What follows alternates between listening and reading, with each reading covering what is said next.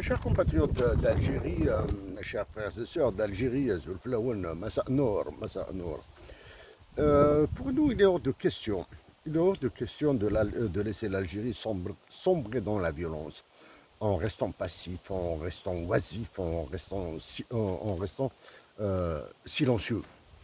Restons silencieux. Pour nous, il est hors de question de laisser notre patrie, notre chère patrie, sombrer dans la violence, sombrer dans une guerre civile, sans rien dire. Sans rien dire. Il est hors de question de laisser la patrie de Hussein, de Mustafa, et de Lounes, et de tant d'autres, comme Boudiaf, comme Belmehdi, aller en enfer en restant silencieux.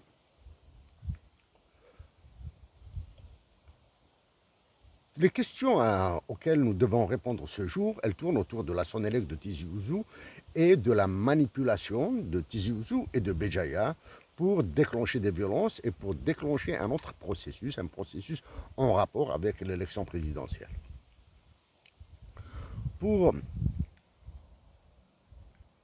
Dans nos mots, nous allons reparler de l'énième de Tizi Ouzou, mais nous allons reparler des enjeux d'une autre manière, sous un autre angle. Les enjeux économiques, nous en avons parlé. Les motifs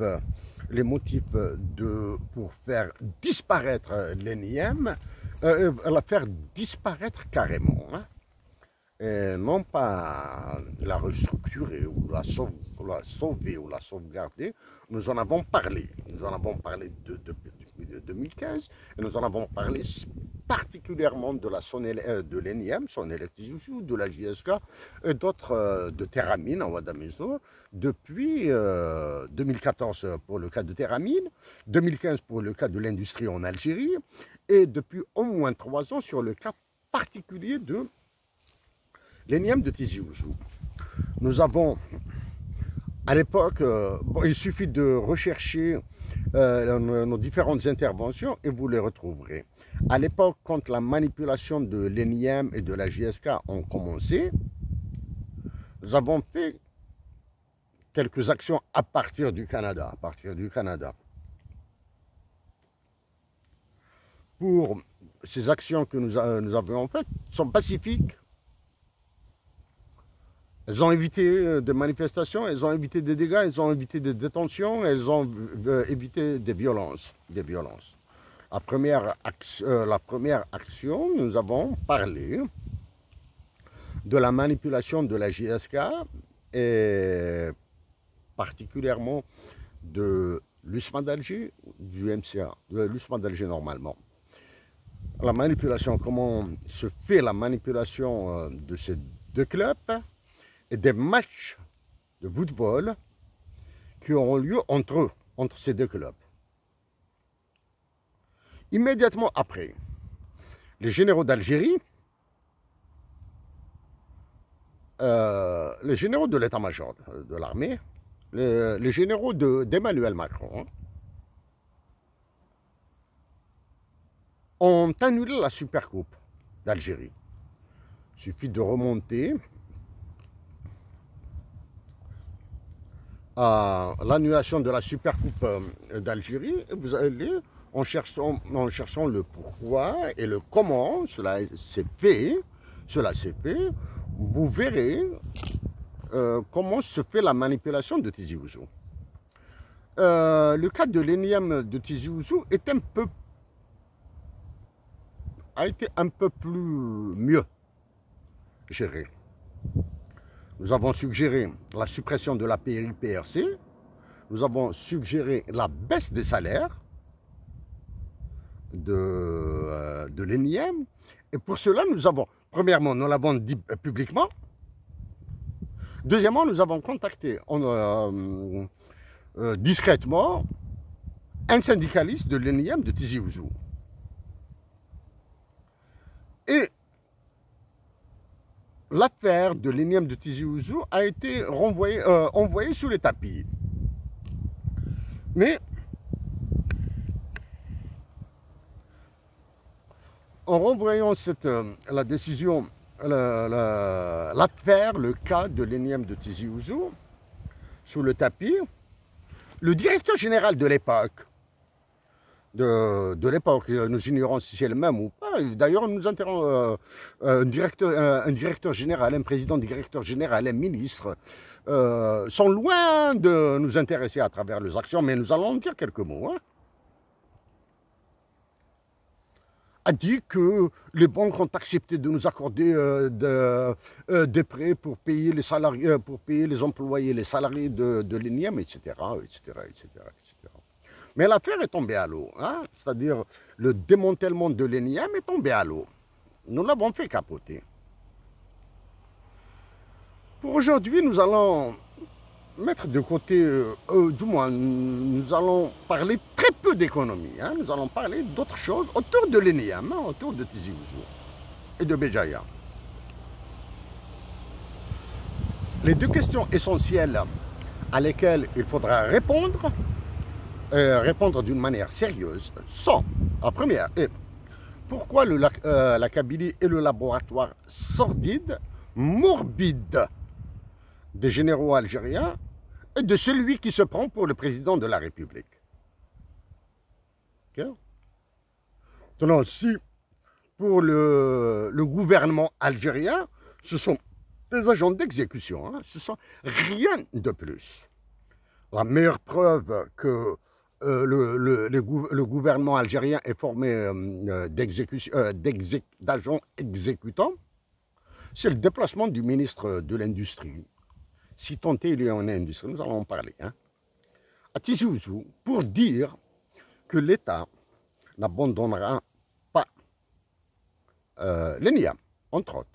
Pour cela, il a été appuyé par un député d'une assemblée qui a voté les lois les plus criminelles, les plus nazis, les plus fascistes, les plus antipatriotiques que l'Algérie ait connues depuis 1962 à ce jour.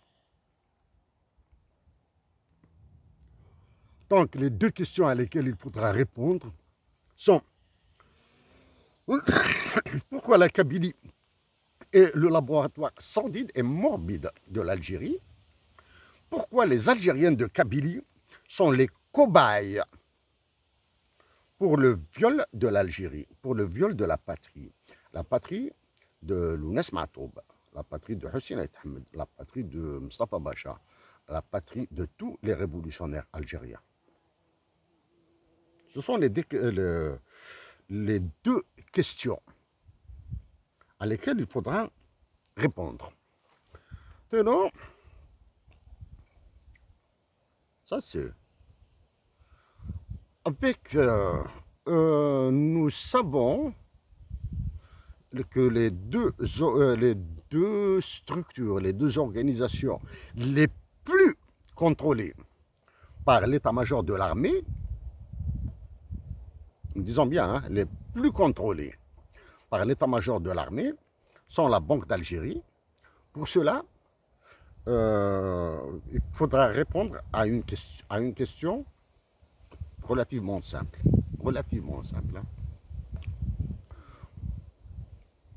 Pourquoi l'actuel gouverneur de la Banque d'Algérie, du Gourbi, du four crématoire, de la chambre à gaz, qui est la Banque d'Algérie, pourquoi son actuel gouverneur a remplacé le précédent gouverneur?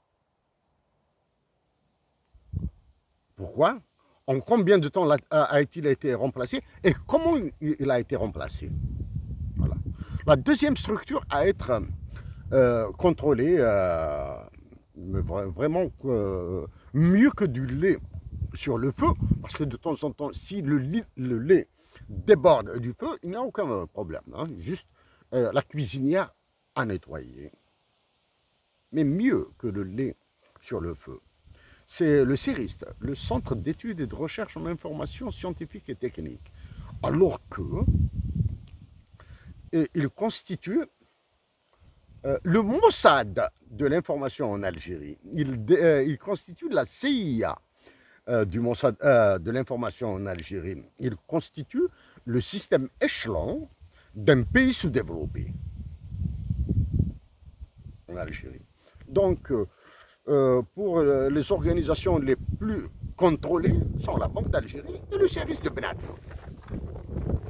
le service de Blackwood, via lequel le câble de la fibre optique, etc., nous en avons parlé, hein, d'Alger, de Djemila, d'Alger, Djemila, hein, vers Marseille, de Marseille vers la Californie, hein, à travers les câbles sous-marins, hein, les câbles de fibre optique sous-marins, hein, pour recevoir l'Internet. Hein, l'Internet, pour la question de l'Internet, nous devons la régler en 10 secondes. Hein. Allez-y sur YouTube, mettez premièrement Algérie, et cherchez ce qui se passe pour l'Algérie pour une journée. Mettez Kabylie, cherchez ce qui se passe en Kabylie pendant une journée, et vous aurez une idée. Voilà. Donc, l'énième de Tizi Ouzou, qu'est-ce qui s'est passé? Là, maintenant, un ministre et un député, etc., sont déplacés pour rassurer les travailleurs de l'énième de Tizi Ouzou, accompagnés du Wali et toute la semaine là. Question qu'il faudra répondre, à laquelle la question qui a une réponse très simple, est-ce que l'État algérien sait créer des emplois? Non. Il sait en détruire quand il reçoit l'ordre de les détruire. Parce que sans l'ordre de les détruire, il a peur. Il a peur de la Kabylie. Mais pourquoi maintenant c'est la Kabylie qui est touchée? Parce que d'abord, il y a l'élection présidentielle qui devait être annoncée pour cet automne. Elle doit être annoncée. Pour cela, il suffit que Emmanuel Macron leur donne le feu vert. Hein. L'élection présidentielle, la future élection présidentielle à laquelle nous nous présenterons d'une manière virtuelle, c'est-à-dire nous allons agir à partir du Canada, des États-Unis d'Amérique éventuellement, d'autres pays, mais à travers Internet, des interventions sur Internet, nous allons participer à la compétition. Donc, il suffit qu'Emmanuel Macron leur redonne le feu vert pour l'élection présidentielle parce que c'est lui qui la contrôle. Hein. L'élection présidentielle en Algérie, c'est lui qui la contrôle. En contrôlant, en appelant au calme, non, en donnant des ordres aux généraux de l'armée algérienne de reconduire celui qui est Al-Mouradia, là, parce qu'ils les contrôlent tous, voilà. La preuve, vous l'aurez le 20 août prochain, le 20 août 2023. Ok. Et maintenant, pour le côté politique de l'ENIEM, c'est la future élection présidentielle. Donc, avant de revenir à l'ENIEM dans le détail, dans certains détails très macroscopiques, hein, très macroscopiques. Nous allons rappeler que la wilaya de Tizi Ouzou, et plus particulièrement la région de Tizi Ouzou, a été celle qui a vu le plus de logements distribués, okay, le plus d'activités de Waliou, je ne sais pas quoi, et ces derniers temps, un regain d'activité contre les petits voyous, la drogue, etc. Les petits voyous, hein, les lampistes. Les lampistes. Hein. Autrement, les mafias qui sévissent en Algérie, actuellement, se sont structurées. Hein. La preuve de leur structuration, c'est des tentatives d'assassinat à l'intérieur même des tribunaux, des cours. L'assassinat d'avocats en Algérie. Voilà. De la police qui fait ce qu'elle veut, de la gendarmerie qui fait ce qu'elle veut. Donc, l'un des enjeux autour de la Kabylie maintenant, de Tizi Ouzou,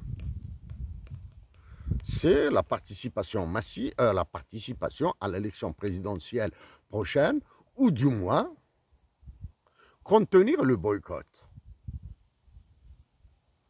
Non, ils ont tenté à côté de Tizi Ouzou avec l'ENIEM, il y a Béjaïa avec le projet de Terramine. Terramine, une entreprise de voyous, de délinquants financiers et de tueurs de la nature, d'assassins de la nature. À Tizi Ouzou maintenant, nous allons revenir à Tizi Ouzou. Parce que Bien sûr, Tizi Ouzou. Nous pensons connaître assez bien tout le nord de l'Algérie, hein, c'est-à-dire de la frontière est jusqu'à la frontière ouest, et le long de la Méditerranée, et une partie de l'intérieur du pays. Nous pensons connaître assez bien tout le nord de l'Algérie. La manipulation de l'ENIEM fait partie de la série d'ordres à exécuter par l'État algérien, ou du moins ceux qui se considèrent comme l'État algérien. L'État algérien est formé de la conciergerie de Macron El Mouradia, des soldats de Macron à Inaja, qui contrôle les services secrets, la sécurité militaire, les différents. Maintenant, on change de nom, direction de sécurité de l'armée, de l'information, de l'espionnage, du renseignement. Ils changent de nom comme peut-être plus vite que leurs chemises. J'entends. Donc, cet État-là, qui a privatisé l'Algérie, il a privatisé la décision politique, ça c'est la première. Il a privatisé la justice, c'est la deuxième. Et il a privatisé la sanction. C'est lui qui a privatisé la justice, les services secrets et la sanction. Il décide. C'est comme si ceux qui décident actuellement des sanctions à infliger à des Algériens probablement honnêtes, patriotes, sincères, étaient plus éclairés, étaient plus illuminés, étaient des génies, étaient des Aladins. Des Aladins, ok? Donc voici le volet, l'objectif de la manipulation de Tizi Ouzou. Donc après avoir donné des logements, après avoir organisé une série de festivités, d'activités, toutes sponsorisées par, probablement, du moins financées par des fonds publics, etc. Il y a actuellement l'insulte post-mortem que reçoit Hussein Ahmed. Hussein et Lounès. Donc Hussein et Lounès ont reçu probablement l'insulte la plus sauvage comparée à celle qu'ils ont reçue de leur vivant. Donc l'insulte la plus sauvage reçue par Hussein et Lounès actuellement est d'un niveau de violence et d'un niveau d'irrespect indescriptible. Donner le nom, supprimer le nom de Lounès Mahtoub, alhamdoulilah, Dieu merci. Lounès, le futur stade de Tizi Ouzou ne portera pas le nom de Lounès Mahtoub, Dieu merci. Mais malheur à l'Algérie, il portera celui d'un autre homme, aussi digne que Lounès Mahtoub, Hussein Ahmed. Portera le stade sur lequel se dérouleront des rencontres de football mafieuses, alimentées par un argent mafieux en partie et alimentées par un argent public en partie, portera le nom de l'un des hommes les plus intègres, les plus patriotes, les plus honnêtes qu'ait connu l'Algérie, Hussein Ahmed. Incroyable. Okay. Ça, c'est la manipulation. Maintenant, nous allons voir, répondre à la question pourquoi la Kabylie est le laboratoire sordide du pouvoir. Parce qu'il est dans la construction d'un certain conscient, d'un certain subconscient algérien. Si nous arrivons à faire passer les réformes, les ordres, si nous exécutons sans trop de casse, les ordres du FMI et de la Banque mondiale, comme si les économistes du FMI et de la Banque mondiale étaient des dieux en économie.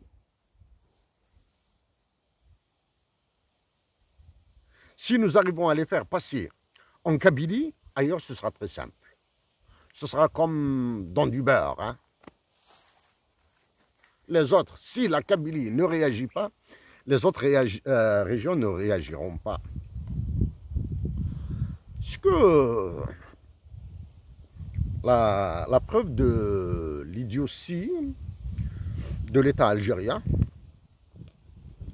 c'est d'avoir renvoyé la décision du massacre de l'Eniem à plusieurs reprises. Hein. Il a renvoyé ça, hein. Il a reporté ça. Maintenant, il envoie, s'il vous plaît, un ministre. Et si ce ministre est tenté de réagir à nos propos, nous lui promettons que nous ne dirons absolument rien, sauf s'il atteint une certaine limite. La limite, c'est une limite internationale, hein? Limite FMI, Banque mondiale. Parce que nous savons que malgré toutes les correspondances que nous avons envoyées aux responsables de la Banque mondiale et du FMI, aucune réaction d'eux. Et pourtant, nous avons fait des concessions auprès du FMI et de la Banque mondiale pour des massacres de l'Algérie. Nous avons fait des concessions qui vont faire très mal aux Algériens, nous l'avons dit. Donc si ce ministre veut s'amuser à réagir à nos propos, nous lui promettons de réagir s'il touche le niveau international, le niveau des salades des services secrets, etc., ça, on s'en passe là maintenant, hein, de la sécurité militaire, etc., on s'en passe là, on va passer dessus là. Donc, le ministre se déplace à Tizi Ouzou, un député s'il vous plaît, un député qui a participé, qui a levé sa main pour voter les lois les plus criminelles, c'est improvisé, médiateur. Que nous avons participé à chasser le résident permanent de la Banque mondiale en Algérie, 2016-2017, cette période-là. Emmanuel Noubissier. Oui, nous avons participé à le chasser d'Algérie. Maintenant, il a été changé par un autre là, qui est très discret, hein, parce que lui aussi, nous l'avons contacté. Hein. Le résident permanent de la Banque mondiale à Alger, actuel, est silencieux. Parce que nous l'avons contacté. Et nous avons dit que pendant que les Algériens sont prétendument occupés par le Niger, ils doivent être très occupés par le Niger. Hein, mais pas avec les informations qui circulent. Hein, pas avec ce genre d'informations qui circulent. Le FMI et la Banque mondiale ont continué à taper. Oui, nous avons participé à faire changer l'économiste qui s'occupe de l'Algérie, le français Jean-François Dauphin. Oui, nous avons travaillé très fort pour qu'il soit changé. Effectivement, il a été changé par une économiste canadienne de la Colombie-Britannique qui s'appelle Geneviève Verdier. Actuellement, c'est elle qui s'occupe. Oui, nous avons contacté un vice-président de la Banque mondiale. Nous l'avons contacté à plusieurs reprises. Hein. Il est d'origine tunisienne. Qui s'y plaît à Washington, là. Très satisfait de ce qu'il fait à Washington. Probablement qu'il est satisfait, qu'il est imbu. Hein. Mais nous allons continuer à travailler avec lui, à le travailler. Hein. Il n'a réagi à aucune de nos actions qui contenaient des mots extrêmement sévères vis-à-vis de la Banque mondiale. Okay? C'est Farid Belhaj. Voici son nom.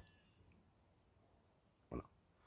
Donc, l'énième de Tizi Ouzou actuellement, elle rentre dans le cadre de la préparation de l'élection présidentielle, de la destruction de l'économie. Une question très simple. La réponse est très simple. Est-ce que l'État algérien sait créer des emplois? Non. Par contre, il sait en détruire quand il reçoit les ordres. Nous avons dénoncé la loi sur les impôts, sur l'impôt sur le revenu. Nous avons dénoncé, nous disons bien, nous avons dénoncé l'allocation sur le chômage. Mais aussi, nous avons dénoncé les actions du FMI et de la Banque mondiale sur l'armée. L'armée. C'est-à-dire, actuellement, l'Algérie se retrouve sans défense. Voilà. Par contre,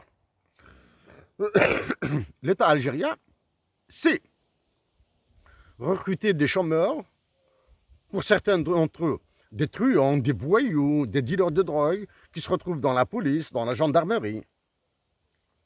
Ils se retrouvent, ils les recrutent. Une formation de 15 jours, allez, vas-y, sors dans la rue avec une arme chargée, tu es policier. Avec une petite formation de 6 mois, une année au sein de la défense nationale de l'armée, tu es gendarme, sors dans la rue.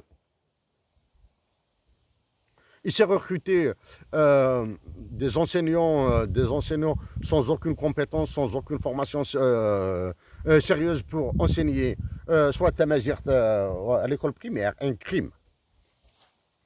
Soit pour enseigner maintenant de l'anglais à l'école primaire, ou bien des mathématiques à l'école primaire, soit pour enseigner de l'anglais au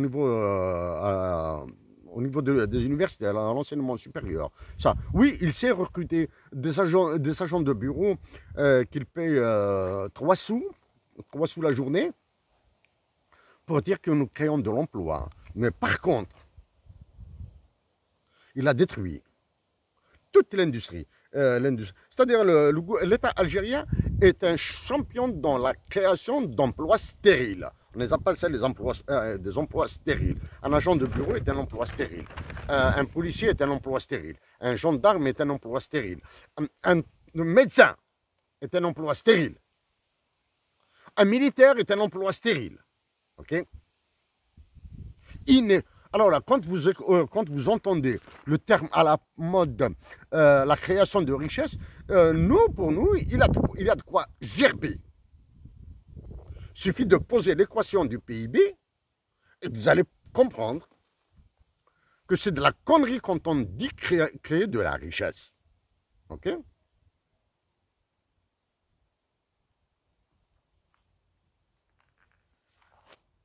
Donc, ça c'est côté l'énième de Tizi Ouzou. Maintenant, à nos compatriotes algériens de Tizi Ouzou, et d'ailleurs, hein, même de Sidi Blambès, d'Adra, Taman Rasset, etc. Donc, nous vous supplions de demeurer pacifiques. Parce qu'en cas de violence, vous êtes les uniques perdants. OK? D'abord, titre individuel, c'est perdant. À titre collectif, patrie, nous sommes perdants. Parce qu'il y a des enjeux qui vous échappent. Il y a des enjeux comme l'enjeu de ce qui se passe au Niger là. Il n'est pas grave. Il n'est pas grave. Il est cataclysmique. Macron, nous disons bien Macron, hein, Emmanuel Macron, et les États-Unis d'Amérique vont découper l'Algérie en rondelles. Nous faisons la différence. Quand nous disons Emmanuel Macron, c'est l'individu, la personne elle-même. Parce que c'est Macron qui gère le cas Algérie. Toutes les décisions sortent de sa bouche ou de ses écrits. Quand il produit un écrit. Parce que écrire, c'est assez dangereux. Mais quand nous disons les États-Unis d'Amérique, nous évitons de citer le président des États-Unis d'Amérique, Joe Biden. Les États-Unis d'Amérique, à preuve, c'est Anthony Blinken. Et ce qu'il y a derrière Anthony Blinken? Derrière Anthony Blinken, il y a l'USAID et les Peace Corps. Et derrière l'USAID et les Peace Corps, il y a des universités américaines. Et derrière les universités américaines produisent, par exemple, des études sur la zone de libre-échange continentale africaine. Bon, ça c'est un côté, on passe dessus là. Hein. Donc, Tizi Ouzou actuellement, l'ENIEM est manipulé. Alors que l'ENIEM, les travailleurs de l'ENIEM, les salariés de l'ENIEM peuvent relancer l'offre. Du moins, maintenir la PRC sans versement, c'est-à-dire la verser dans un compte, dans une fiducie, c'est-à-dire dans un compte spécial. Si l'ENIEM se redresse, ils vont repriser de l'argent en partie pour eux-mêmes, pour les salariés, et en partie pour le réinvestir. Ça, c'est supprimer la PRC. Hein.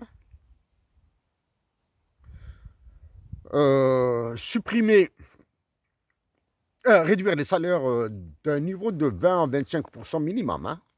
OK? Parce que derrière ça, il y a les retraites. Ça devient très complexe.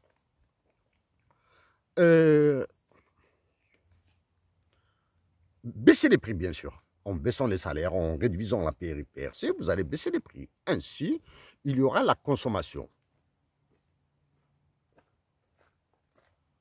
Il y aura la consommation qui sera relancée, et probablement que la Sonelec, l'ENIEM de Ouaddaïsi, c'est ça, sera sauvée. Alors que nous rappelons que même la fabrication des mobilettes, les CMG, a été détruite par l'État algérien. Maintenant, il est spécialiste dans la destruction des terres. Okay? Donc, c'est une action pacifique, patriotique, et qui va boucher un coin au ministre et au gouvernement. Et c'est une action qui montrera que les Algériens sont conscients des enjeux. Et en faisant ainsi, la Kabylie va tracter le reste de l'Algérie. Du moins, Tizi Ouzou dans ce domaine. En disant Tizi Ouzou, elle doit demander la solidarité, par exemple, de la Sonelec, de Msila, de Borges, là, et en demandant la solidarité, c'est-à-dire la participation à l'effort de toutes les autres régions, y compris de Béjaïa. Béjaïa, le cas de Teramine Ouadamizor, Tel Hamza Ouadamizor, est parlant. Nous le répétons juste rapidement comme ça. Teramine est une entreprise de voyous, de délinquants économiques et financiers et d'assassins de la terre. Ok? Voilà, nous répétons. Non, nous allons parler de l'ENIEM d'un autre aspect, un aspect de cœur patriotique. Récemment, nous avons vu sur YouTube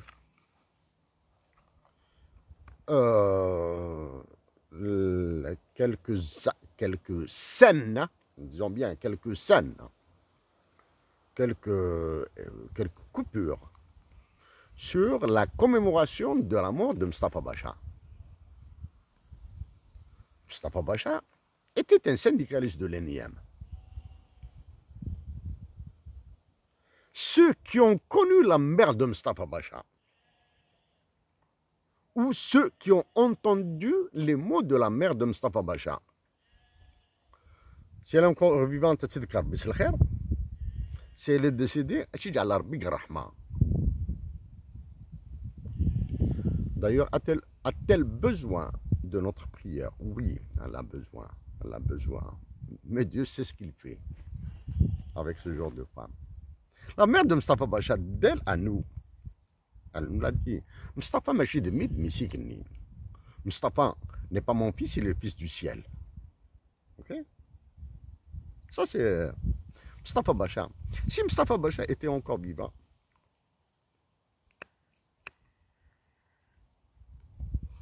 on nous dirait, voilà, et si Mustapha Bacha était encore vivant.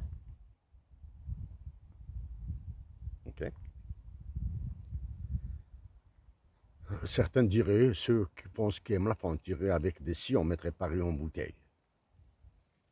Si Mustapha Bacha était encore vivant, est-ce que l'ENIEM de Tizi Ouzou connaîtrait ce sort?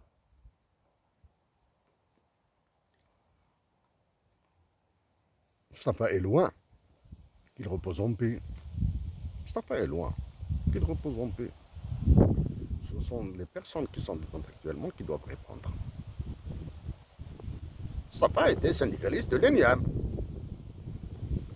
Mustapha était la cheville ouvrière du mouvement culturel berbère, 1980, Yakoulan. Ok.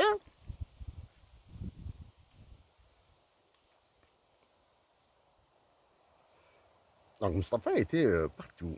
Mustapha Bacha constitue l'une des erreurs monumentales de Hussein. Il aurait dû l'engager à ses côtés. Pas en tant que secrétaire du parti politique qu'a laissé là, de Hussein. Là. Non, non, non, côté de lui. Mustapha est une erreur. L'absence de Mustapha Bacha aux côtés de Hussein Aït Hamed est une erreur de Hussein. L'erreur de Mustapha, nous le disons comme ça, d'avoir choisi probablement un camp, hein, une partie, qui l'a réduit.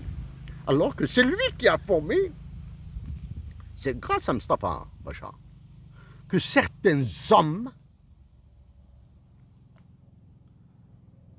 nous bassinent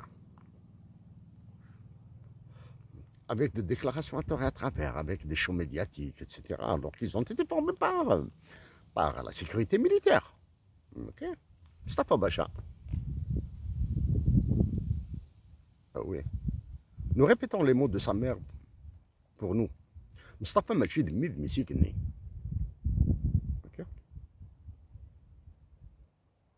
En parlant de la mère de Mustapha, nous pensons à notre mère, bien sûr.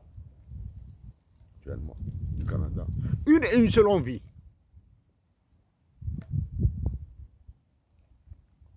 Embrasser les pieds de notre mère. Et bien sûr, en embrassant les pieds de notre mère, nous allons voir son visage, ses yeux. Nous y verrons probablement des larmes de joie y couler, voilà. À côté de notre mère, il y aura d'autres femmes et d'autres hommes, d'autres enfants, garçons ou filles. Alors,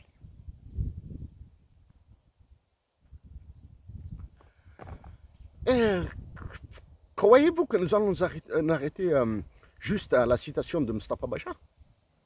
Du nom de Mustapha Bacha? Non, nous allons ajouter le nom d'Ihsan al-Qadi. Détenu en prison, dans le Bani d'Al-Harraj. Ihsan al-Qadi et Mustapha Bacha ont milité ensemble les années 80. Si Ihsan al-Qadi était libre, innocent qu'il est, libre, probablement qu'il aurait accepté de publier, ou probablement nous aurait-il demandé de publier, de rédiger un papier, une étude, hein, pas une analyse, pas un article de journaliste, hein, une étude, qu'il publiera sur son journal. Là, hein. C'est Ihsan al-Qadi. Mais par contre, sur YouTube, vous allez voir Ihsan al-Qadi interviewer un ministre. C'est une interview de probablement de 4 ou 5 minutes. Ihsan a interviewé un ministre. Il s'agit du ministre de l'Énergie. Hein. Son nom importe peu, là. Importe peu. Son parcours professionnel importe peu. Avant le parcours politique. Hein. Il lui a posé la question sur la...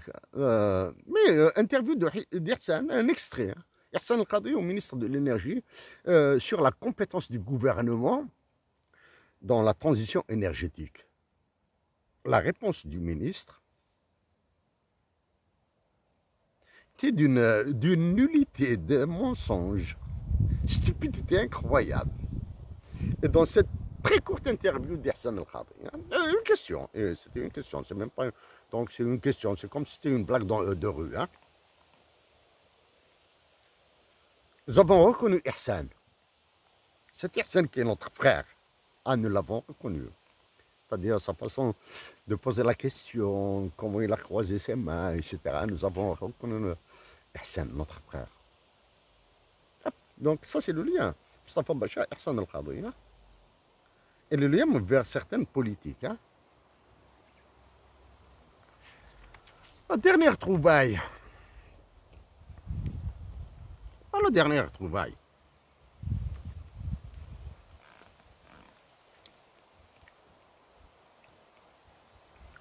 Dernière confirmation. Que l'État est formé de menteurs. L'État algérien est formé de menteurs. Évitez de chercher à comprendre comment certains sont devenus des ministres, là. Oh, bon. Des menteurs. Les Atizoussou et dire que nous allons sauver les Nièmes. Non, c'est pour la massacrer. Vous avez massacré SNS Al-Hadjar. Vous avez massacré la téléphonie mobile. Vous avez massacré la Sonatrach. Vous avez massacré même la fabrication de mobilettes, là, nous l'avons dit, là. Hein? Vous avez massacré les ports avec cette DPW, là, des Émirats Arabes Unis, là, qui ont pris les ports d'Alger, là. Tous les ports d'Algérie, d'ailleurs. Okay? Maintenant, vous pensez à massacrer le Niam. Notre premier emploi officiel dans le secteur public en Algérie a été à la Sonipec d'Akbou, l'EMAC. Donc nous connaissons assez bien, même si c'est en surface, le réseau de production de l'industrie du cuir en Algérie, hein, qu'il s'agisse de blousons, ou de la chaussure en cuir, la Sonipec. Nous étions avec vous. Ils l'ont ravagé. L'industrie, Batimetal, Beni Mansour, ils l'ont ravagé. SIG, à l'ouest, du côté d'Oran, massacré la Sonipec. Cherega, la même chose, Alger. Hein. Du côté de l'Est, du côté de Batna, Ngaous, ils l'ont massacré. Maintenant, en 2023, des grabataires, il suffit de voir l'âge des généraux algériens, l'âge de celui qui se prend pour le président du Sénat, etc., l'âge des ministres, etc. Oui, nous savons. Non. Les Algériens qui sont des ministres, qui sont des généraux, là, ils sont majorés vaccinés, hein, pour se défendre. Maintenant, vous nous diriez que pour qu'ils se défendent, il faudrait d'abord que les journalistes, pas les journalistes, que les magistrats et les avocats se défendent. C'est pour cette raison qu'avec tout ce qui se passe qui entoure l'Algérie, là, restez pacifiques et faites des propositions, comme la baisse des salaires. Voilà. Donc, nous avons fait le lien là. Nous avons fait le lien entre l'Eniam de Tizi Ouzou, Tel Hamza Ouadamizo, l'instrumentalisation de la Kabylie, la préparation de l'élection présidentielle. Maintenant, parlons de l'élection présidentielle. Il y aura ceux qui seront tentés par la participation, parce qu'il y a beaucoup d'argent qui circule. Hein? Beaucoup d'argent mafieux qui circule en Algérie. Il y aura ceux qui seront tentés par le boycott. Nous suggérons une participation massive à l'élection présidentielle prochaine à laquelle nous nous présenterons, même d'une manière virtuelle.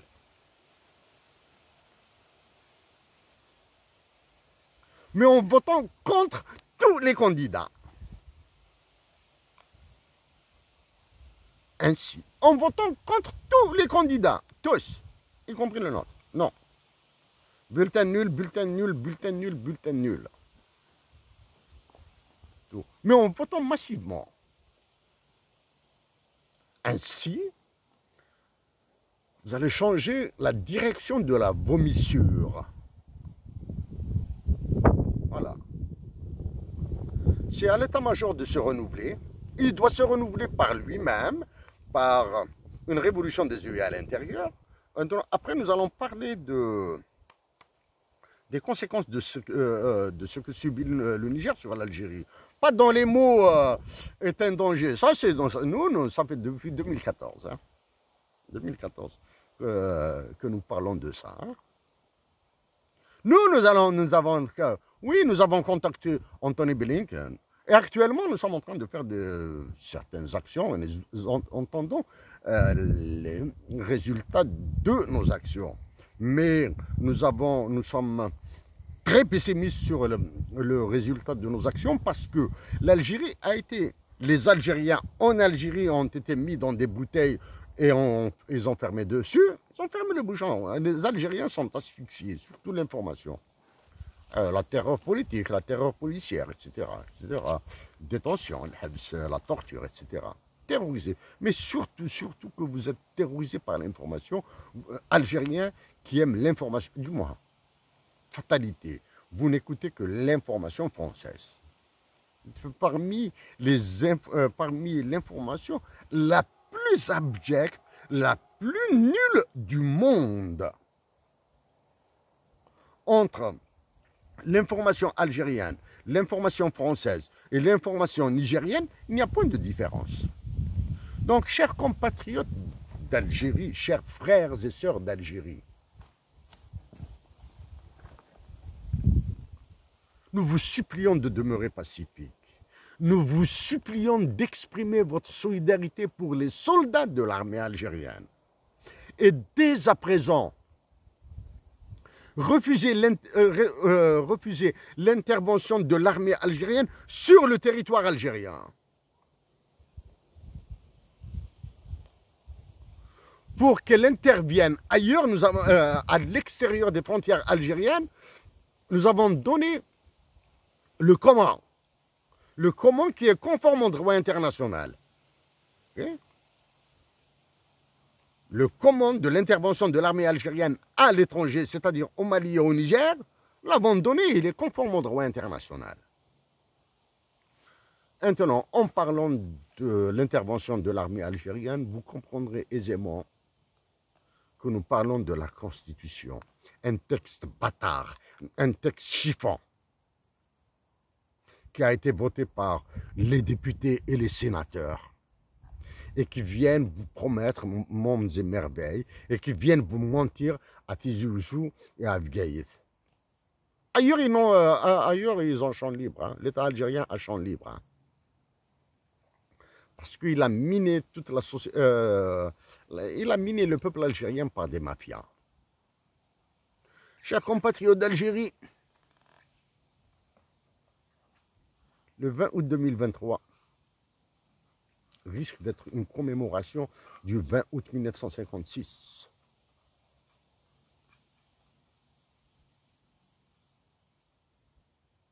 Chers compatriotes d'Algérie, nous allons continuer à travailler pour une résistance pacifique, pour la paix en Algérie, pour l'intégrité du territoire algérien, pour la majorité de l'Algérie, pour un hymne national bilingue, bilingue en arabe et en tamazight. Nous allons continuer à travailler. Nous sommes tristes de vous dire que la violence est inévitable en Algérie. Cette violence inévitable, elle viendra surtout de la santé publique. Parce que ce qu'ils font subir à l'Enyam de Tizi Ouzou, ce qu'ils font subir à la nature à Ouadamizor, Gayet El Hamza, ailleurs, à l'ouest, Garajabilat, l'uranium du sud, etc. Et le massacre qu'ils préparent pour le Hogar. Prépare un massacre pour le Hogar. Plus les actions d'Emmanuel Macron sur l'Algérie et des États-Unis d'Amérique qui ont décidé de nous découper en rondelles, nous le répétons. La violence viendra surtout de la santé. Quand ils feront subir à la santé publique ce qu'ils sont en train de faire subir à l'Enyam de Tizi Ouzou et à la nature à Béjaïa. Pour cela, nous vous invitons à reparcourir rapidement ce que nous avions commencé à dire depuis 2015. Chers compatriotes d'Algérie, chers frères et sœurs d'Algérie,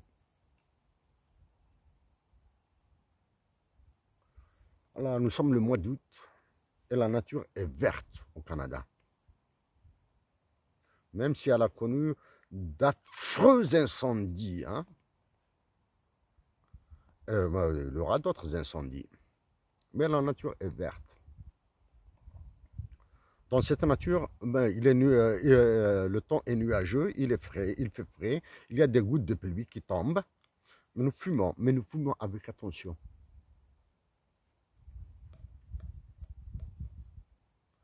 Patriote d'Algérie, Wallahi al-Azim, que la douleur dans notre cœur est atroce pour ce que subit l'Algérie. L'atrocité de la douleur que subit notre Algérie. Et nous voulons une Algérie nouvelle, bien sûr. Okay? Elle est dans ce sentiment que nous éprouvons pour Ihsan al-Khadi. Dans cette pensée que nous éprouvons pour Ihsan al-Khadi. Sans nous excuser, nous nous adressons directement à Ihsan al-Khadi. Ya Ihsan, ta détention à Ihsan. Loin d'être un problème pour nous. Ya Ihsan, rak fi al-habs. C'est pas un problème pour nous. Et Ihsan, ton absence est loin d'être un problème pour nous. Ihsan, l'injustice dont tu es frappé, Ihsan, ظلمك est une douleur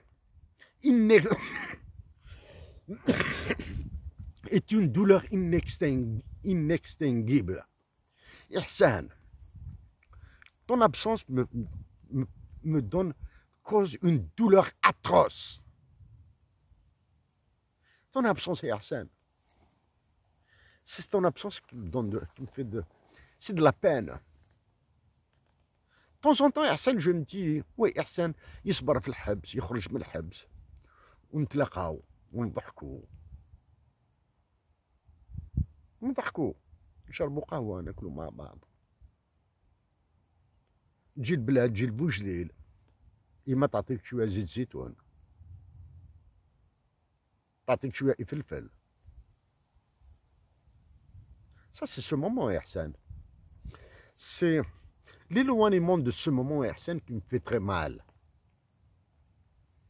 Ihsan, wallahi al-azim, Ihsan.